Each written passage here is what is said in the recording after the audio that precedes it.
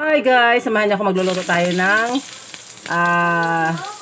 buttered liver ng chicken. Atay ng chicken. Ayan, gigisa natin siya sa butter. Siyempre, kaya nga buttered liver, chicken liver. Kasi gigisa natin siya sa liver. Ay, sa butter. Tapos, gigisa natin siya sa bawang, luya, at sibuyas. Ayan, pinagsama ko na kasi medyo kailangan mabilis dito ang paggisa dahil nasusunog nga, nagawa nga ng butter.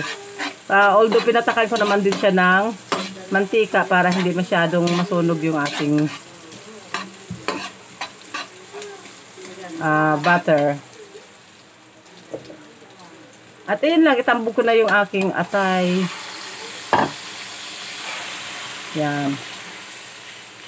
Antayin muna natin na medyo iba na yung kulay niya, saka natin nilagay yung mga ingredients. At gaya ng typical na adobo, lagyan natin ng dahon ng laurel. Lagyan natin ng pamintang buo. Lagyan natin ng pamintang pino. Try nyo siya guys, masarap talaga, malinamnam. At lagyan na rin natin ng tuyo. Masarap siya, malinamnam kasi nga ang nagdadala ng lasa niya yung lagyan na rin natin siya ng suka. Yung butter.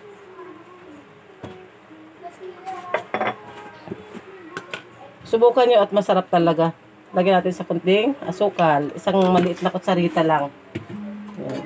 Huwag muna natin siyang haluin kasi nga kalalagay lang natin ng suka. Sabi, wag daw haluin pag ganun. At ayan na nga. Tayo na lang natin siyang maluto.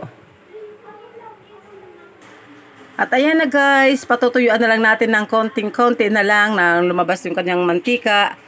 At ayan ay napakasarap. Subukan niyo. Talaga namang iba yung linamnam niya kasi gawa nga ng butter. At ayan lang, maraming salamat. Please follow for more videos. Don't forget to react, comment, and share na rin. God bless us all. Mag-ingat ang lahat. And Jesus loves you. Aray, napasok. Dumikit yung aking daliri.